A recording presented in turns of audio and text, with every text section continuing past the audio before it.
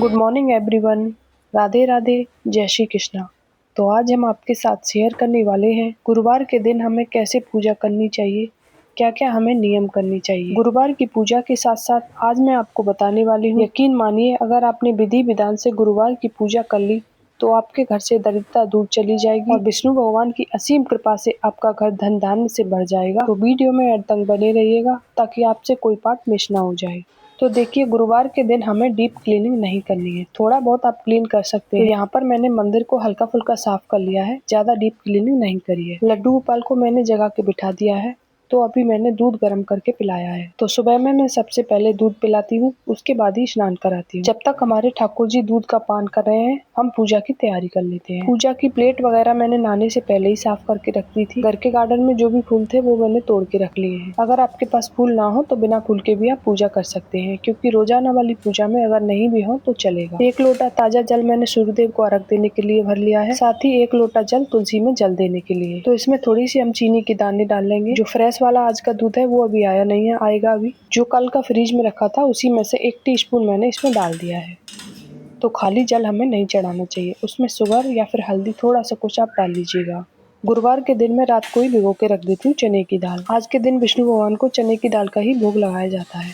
और सूर्य नारायण को अर्घ देने के बाद अब चलते हैं हम तुलसी में जल चढ़ाने के लिए। और पता है, जब मैं ऊपर छत पर गई थी जल देने तो वहाँ पर ट्राइपॉड ले जाना भूल गई थी, तो इस तरह से हमारी वीडियो शूट नहीं हो पाई है। इसके बाद दहलीज पूजा करेंगे। और पता है, आज लेट भी काफी हो गया था, दिन ही निकल आया था लगभग। अगर आप पूजा करने में ज्यादा लेट हो गए हो तो आप ये वाली पूजा आप शाम में भी कर सकते हो, दहलीज पूजा। कहते हैं मार्गशीर्ष के पूरे महीने में अगर दहलीज पूजा की जाए तो विष्णु भगवान के साथ साथ लक्ष्मी जी की भी असीम कृपा होगी हमारे घर पर। गुरुवार के दिन अगर छोटे छोटे काम ही कर लिए जाए तो हमारे घर में लक्ष्मी जी का वास हमेशा के लिए रह जाता है। जिस घर की महिलाएं सुबह ये सारे कार्य करती हैं, उस घर में तरक्की तरक्की होती है, भाग्य उदय होता है, साथ ही धन धान्य की कभी कमी नहीं होती है। संध्या के समय और सुबह के समय माँ लक्ष्मी धरती पर विचरण करती है। जिनके घर में सुबह दहलीज पूजा होती है, धूप दीप जलता है, उनके घर में लक्ष्मी जी हमेशा के लिए ठहर जाती हैं। इसी तरह से आप प्रतिदिन पूजा पाठ करोगे, घर में धूप दीप जलेगा तो घर में लक्ष्मी आने से कोई नहीं रोक सकता। अगर आपके घर में किसी भी वजह से धन की कमी है,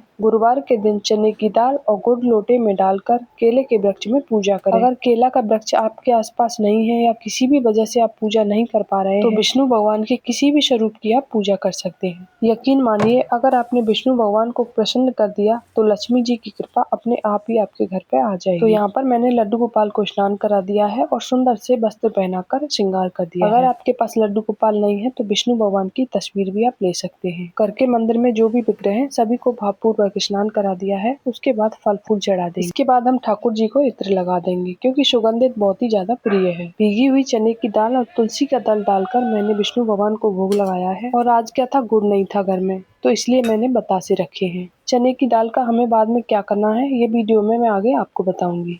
इसके बाद हम केले का भोग लगा देंगे। केला आप भोग में लगा सकते हैं, लेकिन आप खुद ग्रहण नहीं कर सकते हैं, तो ये चीज आपको ध्यान रखना है। इसके बाद मैंने धूप दीप जला लिया है। आप चाहें तो आज के दिन कपूर की आरती कर सकते हैं, और जो सूखी लकड़ी होती है तुलसी की, उस पर रुई लपेटकर आप दीपदान कर सकते हैं। तुलसी से जुड़ी सारी चीजें विष्णु भगवान को बहुत ही ज्यादा प्रिय हैं। जब भी आप ठाकुर जी का भोग लगा रहे हैं तो तुलसी दल आपको जरूर से रखना है, क्योंकि बिना तुलसी के तो भगवान हमारे ग्रहण ही नहीं करते हैं वो। जब भी आप पूजा पाठ करें सिर पे पल्लू आप जरूर रखें। सुबह के टाइम में अगर जल्दी भगवान की पूजा हो जाती है, आरती हो जाती है, तो हमें सारे दिन अपने मन में ये नहीं लगता कि हमारे ठाकुर जी अभी भूखे बैठे हैं, प्यासे बैठे हैं। तो हमें ना सुकून मिलता है, और ये ना सबसे बड़ा काम होता है पूजा का। एक बार पूजा होती है उसके बाद हम कुछ भी काम कर सकते हैं। और सबसे बड़ी बात यह है कि हमें ये नहीं लगता कि हमने अपने प्रभु को समय नहीं दिया है। तो ठाकुर जी को हमने भोग लगा दिया है, आरती कर दी है, उसके बाद आप पाठ कर सकते हैं। गुरुवार के दिन आप विष्णु भगवान सहस्त्रनाम का पाठ कर सकते हैं, या फिर माला जाप कर सकते हैं। आपके पास समय है तो भजन कीर्तन कर सकते हैं। ऐसा करने से विष्णु भगवान हमारे बहुत प्रसन्न होते हैं। और विष्णु भगवान की अगर असीम कृपा आपको मिल गई तो आप समझते ही आपकी बहुत ही जल्दी शीघ्र मनोकामना पूर्ण होगी, और आपके घर से ना सबसे पहले तो दरिद्रता का नाश होता है। इसके बाद सीधा मैं आ गई हूँ किचन में, क्योंकि ना सुबह किचन के बहुत सारे काम होते हैं। तो सबसे पहले मैंने आकर यहाँ पर धूप दीप किया है। सबसे पहले आप अपनी किचन को साफ कर लें, उसके बाद आप धूप जलाएं। ऐसे करने से माँ अन्नपूर्णा बहुत ही ज्यादा प्रसन्न होती है। हमारे घर में अन्न धन की कभी कमी नहीं होगी। इसके बाद मैंने आटा गूंथ लिया था। आटे की मैंने 2 लोइयां बना ली है, यानी कटोरी की शेप दे दी है। अब जो हमने चने की दाल का भोग लगाया था वो प्रसाद इसमें हम डाल देंगे। जितना आटे की कटोरी में आ जाएगा उतना हम इसमें भर लेंगे। आटे में हल्दी का हाथ जरूर से लगा लें। अगर नहीं लगाया तो आप इस टाइम भी आप थोड़ी सी हल्दी इसमें डाल सकते हैं। और हो सके तो आज के दिन आप गाय के लिए गुड़ और चने की दाल का दान करें, यानी खिलाएं। बाकी का जो चने की दाल का प्रसाद बच जाता है उसको आप प्रसाद रूप में ग्रहण कर सकते हैं और आपके घर के मेंबर में आप उसे बांट दीजिए। जो आपने आटे की कटोरी में प्रसाद रखा है उसे हम गाय को खिला देंगे। ऐसा करने से हमारा गुरु ग्रह बहुत ही मजबूत होगा और जो भी आपको सुख सुविधाओं से वंचित हो और जो भी आपकी इच्छाएं हैं वो आपको मिलने लगेंगी। घर के बच्चों का अगर पढ़ने में दिमाग नहीं चलता है यानी कम चलता है, उनको प्रसाद आप जरूर खिलाएं और पूरे घर में इस आरती को घुमा दें। ऐसा करने से नकारात्मकता का नाश होगा और सकारात्मकता आएगी। देखिए, जीवन को सुधारना और बिगाड़ना मनुष्य के हाथ में होता है। जैसे कर्म करेंगे वैसा फल मिलेगा। घर की महिलाओं को तो वैसे भी स्वरूपा कहा जाता है। घर की महिलाएं अगर सुबह उठकर छोटे छोटे नियम और नियमित रूप से कर लें, उस घर में हमेशा के लिए लक्ष्मी ठहर जाती है। वैसे तो लक्ष्मी जी का बहुत ही चंचल मन है, लेकिन हम महिलाएं ही इनको रोक सकती हैं, क्योंकि ये सारे कार्य माता लक्ष्मी को बहुत ही ज्यादा प्रिय हैं। जिस घर में ये सारे कार्य होंगे वहाँ से तो माता लक्ष्मी जा ही नहीं सकती है। आशा करती हूँ आपने सारी बातें अच्छे से समझी होंगी और उम्मीद करती हूँ कि आप इनमें से कोई एक नियम आप जरूर लोगे। वीडियो अच्छी लगी हो तो फ्रेंड लाइक करना, नए आए हो तो सब्सक्राइब करना। राधे राधे।